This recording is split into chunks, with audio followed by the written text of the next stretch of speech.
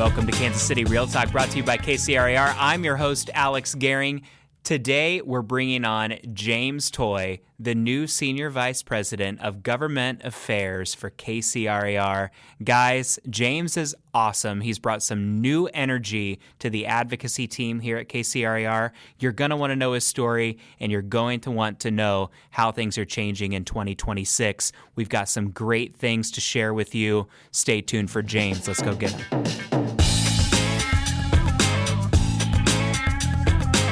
James, how are you doing today? I am doing excellent. Thank you so much for having me this morning. Absolutely. So you are perhaps our newest staff member at KCRAR. You are the Senior Vice President of Governmental Affairs. I want to know everything about you. So be careful what you ask. Let's start at the beginning. How did you get started in governmental affairs? Yeah, so I kind of took the classic approach of a lot of people who had an interest in politics. When I was 15 or 16, I decided that I needed to get some high school volunteer hours, and what better way than to knock on doors in the middle of the Florida summer for a political campaign. Wow. So I kind of got my foray starting at the grassroots world, trying to connect with people, and then 3 or 4 years of doing that, I realized, do I really want to spend the rest of my life hopping from campaign to campaign, never-ending cycle, having to move nationally, just trying to help folks get elected? And hats off to the people who do that full-time, because that is a whole large career that just it eats up all your personal time as well. But to answer your question more directly, it's nothing inspiring. When I was in college, I just happened to do an internship with Public Supermarkets. It's a very large Southeast grocery chain with their government affairs team, and fell in love with the trade. When I had graduated school, I got my first job in government affairs with the Florida Apartment Association. Okay. I was their local GAD, as we like to say in the industry, so dealing with municipal, county issues. And this was back in Florida, so this would have been roughly 2020, 2021, where we were talking about nothing but short-term rentals. So I dealt with that for a year and a half, nothing but that issue. Then move out to Kansas City and find out it's still very much alive and well. So having a little bit of deja vu dealing with it here. But I had done that for some time, and previously, before coming here to KCRAR, I was the in-house lobbyist for a county in Florida. So I spent a lot of time in Tallahassee dealing with state issues, appropriations. Can't tell you how many infrastructure committee meetings I've sat in, how many dinners I had to buy in Tallahassee, but great experience, and just happy to be here. It's been a wonderful 4 months. Now, at one point, Kip told me that you worked at the White House. Well, worked is an interesting word. I was an intern at the White House. Okay. Tell us about that. Yeah. So, end of 2017, I had applied to their White House internship program. It's funny how it works. You think there would be this very rigorous vetting process. Turns out all you have to do is submit an online application. So I was probably one of thousands of people who just happened to, and I think it was about a grand total of 5 questions. I mean, easiest government form ever. Oh my gosh, yeah. You're telling me. I mean, easiest job application by today's standards. So I had just thrown in an application, never thought twice about it, and then 3 months later, lo and behold, I get a acceptance letter in the mail. So I went from Florida to Washington for about 4 months. I interned with their Office of Presidential Advance. It's nothing to do with policy like I do now. It's all travel. So wow. Any of the president at the time, travel plans, we would always have our staff there with him, making sure that he, the senior staff, the press corps, has whatever they need to make sure it's a successful event. Spent way too many weekends out at the Virginia golf course that the president at the time liked to play. So that was a great experience, though. Did you get to converse with the president at that point, or anything interesting at all? No, I wish I had a great story to tell you as far as the conversation I had. It was very hands-off. You're always in the distance. I will tell you, so one time I did make a mistake. So we were coming back from that said golf course, and I was getting out of the motor pool. And I did almost get about 5 feet away from the Oval Office. I'd gotten lost, just happened to wander into the West Wing.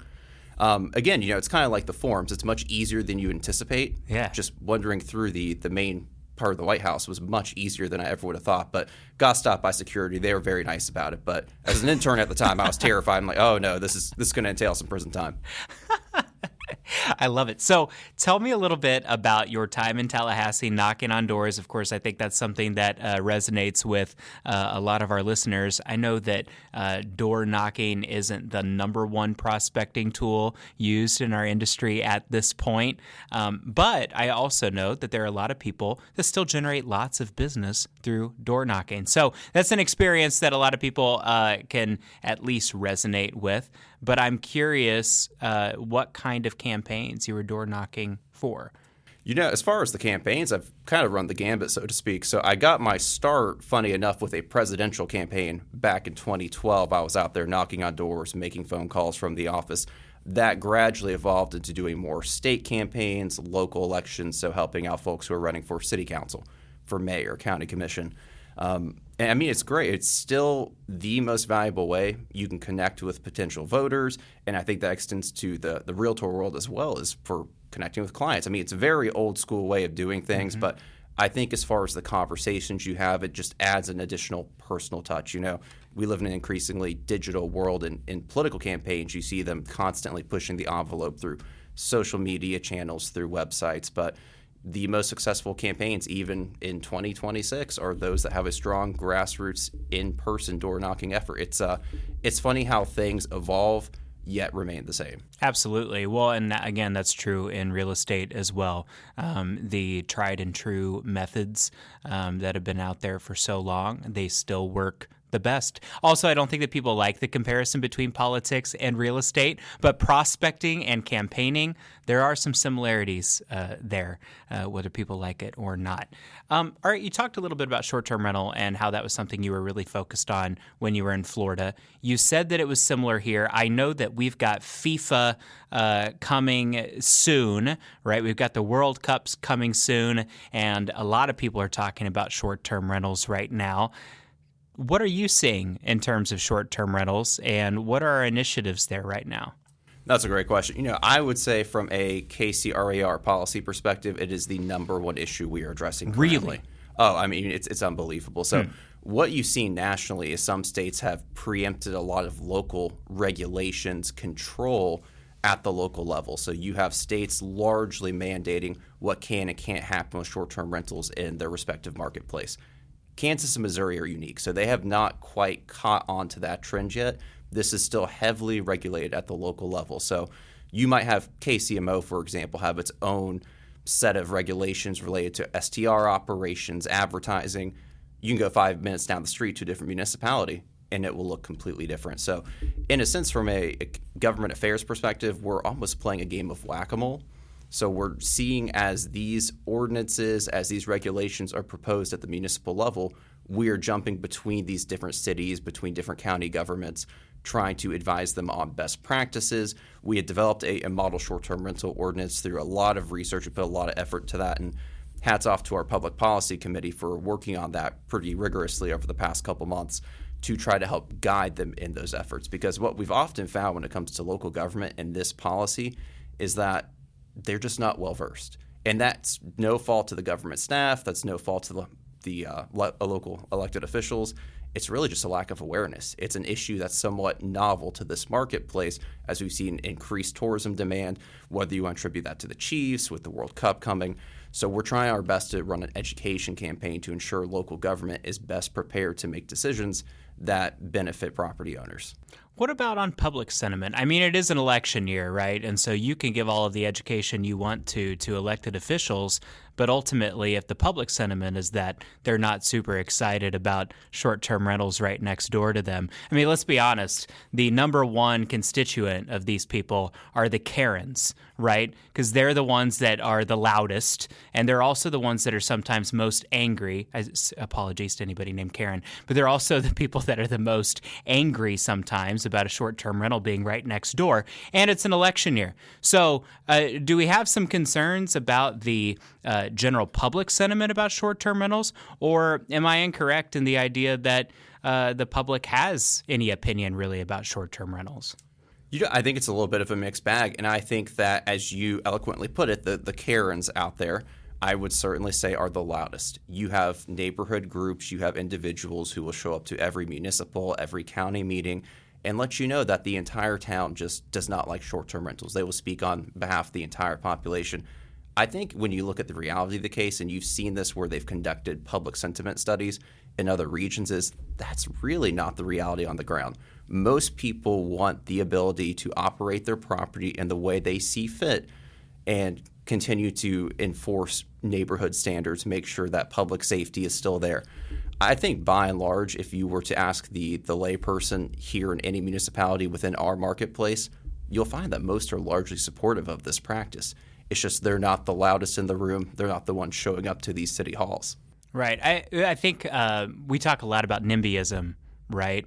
And we talk about how we don't want we struggle to get people on board with affordable housing initiatives that might be too close to their very expensive neighborhood, right? And if we have NIMBYism on something like that, it just doesn't surprise me that we might have NIMBYism on NIMBYism, by the way, is not in my backyard-ism.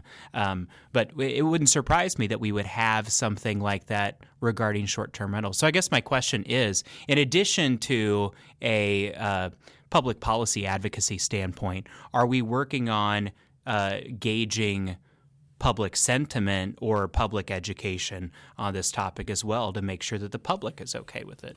Absolutely. And I think we've been taking steps to progressively get to the point where we can continue that education. So, for example, I had mentioned previously the short-term rental ordinance. That's something we've been widely sharing with municipal and county governments to make sure their staff is aware of the best practices that we've seen nationally to ensure when they're forming the regulations, it makes sense for their community. More on the public side, however, one thing we're very excited about is KCRAR is partnering with the National Association of Realtors, Missouri Realtors, and Kansas Realtors to conduct probably what is one of the largest studies nationally on short-term rentals in our marketplace. So we're going to be looking at market trends, trying to figure out what the profile is for the average STR owner-operator, and a huge part of that study is going to be looking at public sentiment. So we are currently starting to roll out some public opinion polling. We're going to be putting all of that together, and I would say by late Q2 of this year, we'll have this very stellar study that will answer that question directly. We'll have a good sense of what do folks on the ground who actually live and work in these communities really feel about STRs being in their backyard. Those studies are expensive. They are expensive. We're fortunate to have some great partners at NAR with Missouri Realtors, with Kansas Realtors, who are all going to be contributing to this study. So it's really a great coalition coming around this because they understand the importance of this in our marketplace. Yeah. And when will that study be completed? We are anticipating by early to mid-June at this point in time. Early to mid-June. And so slightly before the World Cup gets here. Slightly before the World Cup. And that's a question we keep getting is this really related just to the World Cup? That's what I'm curious about. And I would say no. I think that we know this is an evergreen issue. Sure, the World Cup has prompted additional conversation around this topic, but short-term rentals are going to be around far after the World Cup comes to town and leaves. It will continue to be there. It will continue to be a point of discussion. And as our tourism industry continues to report record numbers, we know there's an increasing need. And if you look at our hotel motel stock in KCMO alone, it's very low. It's very low. I mean, it's incredible. And I don't think that's going to be adequate to support all our long-term needs. At one point, the argument that was put forward by Mayor Quentin Lucas, I believe it was Mayor Quentin Lucas. Don't at me, Quentin Lucas, if I'm wrong. But at one point, I believe the argument for limiting short-term rentals or putting some restrictions on them in Kansas City, Missouri, was that it would hopefully attract more hotels and larger opportunities for maybe expo center development and that kind of a situation, because we really don't have anything that's particularly large compared to other cities. That didn't really pan out, did it? And I don't know that we've had any discussions about additional development, but that might still be in some people's thought process. Is that valid at all, or do we really see that areas that have stricter short-term rental guidelines see increased development in terms of hotels and expo centers, et cetera? If there's any evidence that the operation of short-term rentals directly inhibits the development of expo centers, conference centers, your traditional hotels, motels. I would love to see it. That's a very novel way of thinking. Personally, my experience in working short-term rentals for about 4 or 5 years now, I have not ever seen that to be the case. I think it's complementary. It does not detract from those kind of developments. Very good. Okay, one last question on the short-term rental topic. Right now, we're talking a lot about affordable housing. There are discussions in D.C. now about limiting large-scale investor investment in single-family homes. And all of this being said, a focus on short-term rentals feels like pushing more investors to participate in single-family housing versus increasing opportunity for first-time home buyers who continue to struggle, median age being 40 years old, right? That kind of thing. It feels a little bit contradictory. Do you have a differing perspective on that to make us think about that a little differently? As far as the national conversation, what you're seeing in Washington, it often feels that's more targeted at your corporate investors, your large businesses who are looking to inject cash into certain marketplaces and take over single-family homes. And that's a worthwhile conversation. I'm happy to see that DC is continuing to have that dialogue and work towards solutions to address that. I do think, however, when it comes to your short-term rentals, that's not typically your larger companies or property management companies who are engaging on that. Sorry, maybe I flubbed by including that bit. I guess what I'm really asking is, does pushing short-term rental right now harm the affordability discussion in terms of increasing availability of housing and opportunity for first-time home buyers? Does it take more homes off the market that could be used for owner occupants?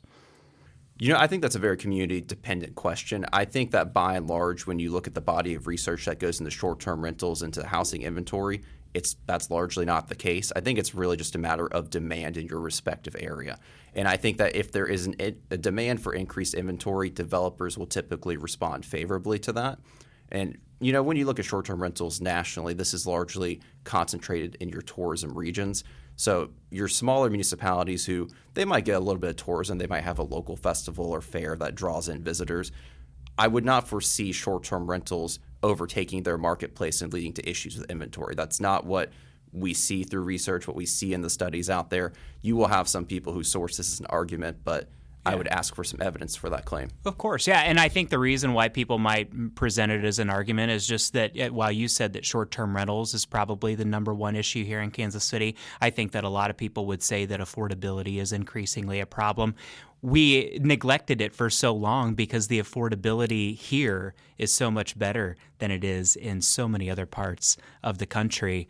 But because we didn't really have that conversation while everybody else was having it, affordability has crept up on us. So I would say that affordability, I hear a lot more about affordability than I do about short-term rentals. But then again, I'm also in a part of Johnson County that has seen property values skyrocket to a point that's almost unattainable for first-time home buyers. So that might be more geographically a concern than anything else. Yeah, I think it's a matter of timeliness, right? Short-term rentals are pressing at the moment with the advent of the World Cup. As far as an overarching concern, absolutely housing affordability is number one. Housing affordability is king.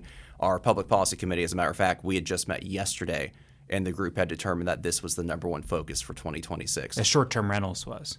Housing affordability. Oh, okay. So we're going to continue to conduct research and propose different solutions to address that with our communities. And you're right, Johnson County has its own unique issues, but so does Kansas City. And it's funny because in a marketplace of our size, each jurisdiction has its own unique set of problems. And while the overarching theme might be we have a housing affordability issue, the solutions are going to look a lot different. Yeah, probably so. And I think really it's an inventory issue no matter which way you look. Affordability is one thing, but really if we have more inventory, affordability balances itself out, right? Prices should stabilize with increased inventory. But anyway, let's move on to something else. What's another large issue that we're looking at right now that people might not expect?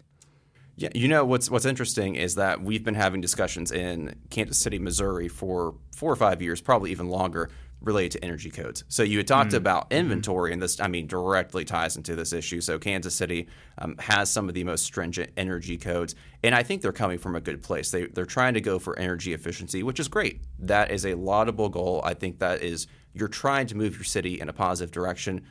It's just a matter of execution. And I think what they did when they were looking at their 2021 codes, they put those into place in recent years. You've seen a precipitous drop in developer interest. The applications are next to none compared to other metropolitan areas of that same size. So that's just continuing to exacerbate the current inventory issue. Now, thankfully, within the past couple weeks, and this is breaking news, is the city kind of came to the realization that, maybe if we can't actually incentivize developers to come here because of our energy codes, perhaps we need to take a second look at that. So what you're seeing the city do right now is make some amendments to their 2021 codes to relax some of those regulations to incentivize developers to come back into the marketplace. And they're looking to go a step further in coming months and adopt the 24 codes, which everything we've seen, it seems like it's going to be friendlier to our allies in the building industry. So we're excited to see that development. We're hoping that they continue to follow through on trying to make KCMO a more business-friendly city, because there's so much potential there. You know this as well as I do. I think that Kansas City, when it comes to metropolitan areas of that size, has the most promise and potential for exponential growth. It's just a matter of making sure that the regulatory framework is conducive to that. Absolutely. And our friend of the podcast, Will Reuter, the president and CEO of the Home Builders Association of Kansas City, he's been talking about the energy codes for a very long time. And yeah, it's a huge issue. And we have seen we've missed an opportunity to increase inventory in Kansas City, Missouri during this time. That's just the bottom line. You can't even pick things up at the land bank and even use any of the opportunities that should be available through that. It's very frustrating. So I'm glad to hear that there's some opportunity there, maybe with them loosening up some of those restrictions. Absolutely. We're hoping to see all of this continue to carry forward. And again, they're looking at adopting the 2024 version of the code here in coming months. So we certainly would like to be a part of that conversation. We want to, of course, be a good friend to Will Reuter and the folks over at the Home Builders Alliance. And, we're here to help them in any way carry the message forward of we need increased inventory, but that comes at the cost of reducing some of your regulatory burdens. Absolutely. Well, and those regulatory codes don't mean much if nobody is building to them, because nobody wants to build. It doesn't mean anything at all. Right. Well, if you have a limited supply of housing, of course you can talk about your energy efficiency. You're not providing energy to additional homes being built in your area. So exactly. They did check that box effectively. Exactly. All right. So you had your first meetings in Topeka and in Jeff City. So 2 weeks ago we were in Topeka at the Capitol. Did you have some good conversations with legislators while you were there? What were they focused on in Kansas? In Kansas in particular, I think what we're starting to see a lot of conversation around is it depends on really who you ask. So on one side, we keep hearing about the water issues in Kansas, which is absolutely pressing. It falls a little bit outside of our industry focus, but there are some direct tie-ins. Mm-hmm. Certainly, water supply will affect future inventory. It will affect patterns of where people move, where people relocate to. So that is something we keep hearing over and over, and that's something the governor has been chiefly focused on. And I would applaud her administration for trying to push that. This is her last year, her last session, and that's something she's really been championing. So I think that's a really good initiative. On the Missouri side, the topic du jour is everything related to income tax. Mm-hmm. So there has been a lot of conversation, we've heard it from the governor's office, about trying to unwind the income tax and eventually either phase it out or phase it out immediately. We don't know what the details of that kind of plan will look like at this time, but it's a major conversation, and there's some significant implications for not only state government, but municipal and county government, because all of that trickles down. This is a funding source that the state has relied on for years and years, and you're likely going to have to see increases in property taxes or other municipal services and fees to keep up with that gap in funding. So I'm curious to see what kind of plan they'll formulate. No one really knows the silver bullet solution at this time, but it's something we're watching pretty closely. Well, that sounds like something that's really important for our members to keep an eye on. Is there a good way for them to stay up to date on something like that and make sure that they know who to reach out to make sure their voice is heard? Absolutely. So the chief source I would recommend is Missouri Realtors. Make sure you're following their website. Make sure you're on their message boards. They are monitoring this more closely than anyone, so I would encourage you to stay plugged in with them. And if you have any questions, their team is very approachable. Certainly recommend reaching out to their government affairs team, and any questions or concerns you have, they're the perfect source. Sounds good. Very good. So tell us a little bit about successes. We talked about things that that we ought to be focused on right now. And I'm going to be completely honest with you. After 2020 and after the pandemic, there were a lot of wins during that time. And we heard about them constantly. And then we kept on talking about those wins for like years. And I want to know what kind of wins we've experienced in the last year or two that we maybe haven't heard about. Well, only being here 4 months, I can only speak to a very short and narrow window of time here. But I'm sure you're aware of things. Yeah. So I will say this, we're treating 2026 as what I describe as a foundational year. So we kind of took a complete inventory of our government affairs program. And I promise I'll get into your question, but we took a complete inventory of our government affairs program and thought, what can we do better? What are things we can streamline? What are ways we can demonstrate these kind of wins in advocacy and really just make them more tangible for the members? So, some recent wins we've gotten really aren't even so much these large legislative wins. It's more of best practices we've been able to put in place to be able to convey information to our members. One thing, for example, I think the biggest thing our department has done in the past 4 months is, for the first time in our organization's history, is we put together a local policy guide. A guide of... I saw that. That came out, last week? Just last week. And, we're running an article in Resource KC on it today. And, I will say big hats off to our communications team. They did a phenomenal job putting that together. I have some friends who work at some Fortune 99 companies, and they had reached out because they had seen it online. They thought that the marketing team here, the materials we put out, actually surpass what they're seeing in their own large corporations. Wow. So, that's a huge compliment. Okay. But I will say that is a big step for us, because I think it's so easy for us to talk about policy all day long, but if we don't have a strategic plan or a set of guiding principles, at the end of the day, we don't really stand for anything. I agree with that. And not only that, you have a really hard time communicating it to 13,000 members. No, absolutely. We want to distill it in a way to where it's just palatable to the average member. And just attending a single meeting and hearing someone talk at you about a policy for an hour, 2 hours, it doesn't really stick. Having something that's more evergreen, that you can put in your hands, that you can take with you to your legislative meetings, that's a big step forward for our organization. Absolutely. So you talked about the changing structure of our advocacy team. Can you give us an update on what that looks like today and how things have changed? Yeah, so I kind of arrived at a very interesting time. So as you know, in this past year, one of the priorities of our board president then, Andrew Mall, was to look at combining Kansas advocacy and Missouri advocacy under one tent. So previously you had a Missouri advocacy committee, a Kansas advocacy committee, and there was a little bit of crosstalk, but largely they existed in silos. But the direction that the organization had received was, let's bring them all home, let's have a little bit of a unison moment. So I had arrived right when they were finalizing those decisions. So what this ultimately ended up being is we had formed a 10-member public policy committee, which really, instead of focusing on just advocacy, kind of reacting to issues, we're looking at actually crafting legislation, crafting priorities, and organizing our stances as an organization.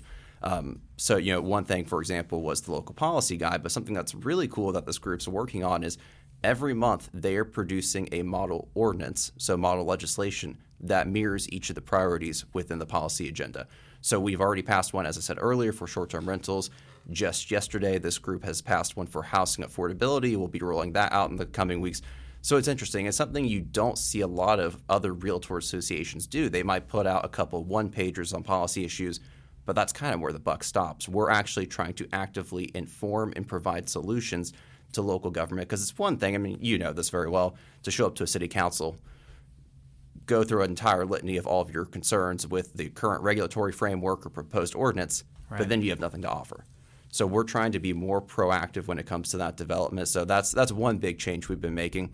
And another big thing is RPAC. So Obviously, RPAC has been around forever. Everyone's heard the drumbeat message about you need to invest, you need to be a member.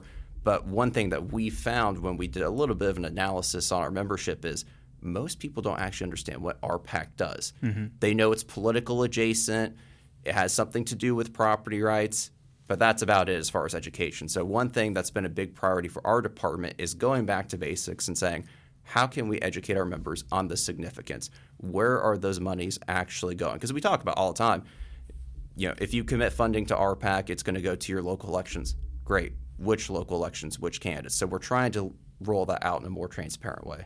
Absolutely. So I do hear people talk a lot about, especially as we become more and more divided in politics, people aren't excited about giving to individual candidates sometimes.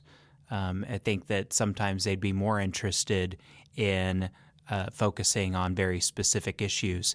And I think that they get confused and they think that RPAC is a vehicle for specific issues. It is downline because you're building relationships with candidates and with incumbents, and so hopefully you're able to influence them down the road, but it doesn't go to those specific issues. Can you speak a little bit to how they can get involved in specific issues if they're concerned about contributing to candidates' campaigns? I mean, absolutely. So, the Public Policy Committee really is a nonpartisan group that's just there to develop the best policy for our organization, to lay out our positions in a tangible way for both municipal and county governments and really just educate them on how it impacts our membership. So I think if you would like to get involved in specific issues, attend a Public Policy Committee meeting. We actually have a brand new advisory group that we refer to as the Advocacy Ambassadors. It's open to all members. Anyone can join. And they have the opportunity to meet before the Public Policy Committee convenes, usually a few days in advance via Zoom, and go over the agenda, provide preliminary feedback, which is then shared with those 10 voting members. So they're almost getting a little bit of inside baseball, and they help inform and guide the policy committee based on their expertise. And certainly that group is welcome to also attend the committee meetings, provide input throughout. So if you're looking to get involved, certainly reach out to us about joining the Public Policy Committee in 2027 when those applications open. And if you want to get involved more immediately, sign up to be an advocacy ambassador. The more people we have at the table, the more voices we have in the room, the more equipped we're going to be to make decisions that are reflective of our membership. That's great. One thing that I heard you say that really does sound like a pretty significant change. When I had first gotten started with advocacy, one of the things that we joked about is that we were mostly focused on making sure that bad ideas didn't happen. We were playing defense. It was just like, let's keep these people under control. Don't do anything crazy. Let's make sure dumb ideas don't pass as laws. And now it sounds like we are taking an active role in crafting codes and laws, which sounds like offense. And I think that is probably a very positive change. But can we talk a little bit about why now is the right time to shift from that defensive position of making sure dumb things don't happen to a more offense-like procedure? Well, I think it's a bit of a walk and chew gum at the same time scenario. So certainly there's always going to be a defensive posture. You never know what a municipal government, county government's going to roll out with. I mean, we could have a brand new, very damaging to our industry regulation rollout in X municipality tomorrow. But we also want to take the time because we have the capability. I mean, we have some very smart people at the table. People have been in the industry for years who can help us with this policy crafting. And we want to be able to tap into that because, as we were saying earlier, it's great to play defense, but we want to be more proactive versus reactive. So we're always going to be putting out fires. That is the nature of government affairs. It's the nature of advocacy. But if we can take those opportunities to supply them with proactive policy development when we're going to these meetings, when we're trying to tell them how it's damaging to our members, and we can put something in their hands that we've worked on as a guideline, I think it just strengthens our advocacy efforts. I mean, it's very complementary. Of course, you're bringing people solutions instead of just shutting down ideas. I think it's really smart during an election year. I think that that's a great thing. People are throwing out all sorts of crazy ideas just because they know that affordability is something that people are very focused on. And if we can be a voice of reason and provide possible language to assist with some of that stuff so that they don't go off the rails. I think that that's very important, and I'm glad to hear that that's something that we're doing. I think that's a very positive change. Yeah, I really appreciate that. And, this is something that we will continue to do throughout the year. We're continuing to try to draft model legislation to come up with solutions and also focus on research. So anytime we're developing a policy, it doesn't exist in a vacuum. It's not just 10 of us get in a room, we hash something out and say this is good as gold. We actually have a group known as AEG Policy Advisors. I want to give a special shout out to Jack and Kelly, our folks over there, who provide us with a whole body of research that goes into crafting this legislation. They're looking at best practices nationally. They're looking at what municipalities and counties are doing in our jurisdiction and what's going to be palatable to them. And we're crafting policy that's actually founded based on evidentiary research versus just in a vacuum. So, I mean, it's thoroughly vetted, it's thoroughly researched, so we're very excited about it. Very good. All right, one last question. Well, really, I guess we have two questions. One more question, though, that I'm coming up with on the fly. Go for it. All right. Okay. You said a couple of things that really stood out to me. Number one, you said whack-a-mole.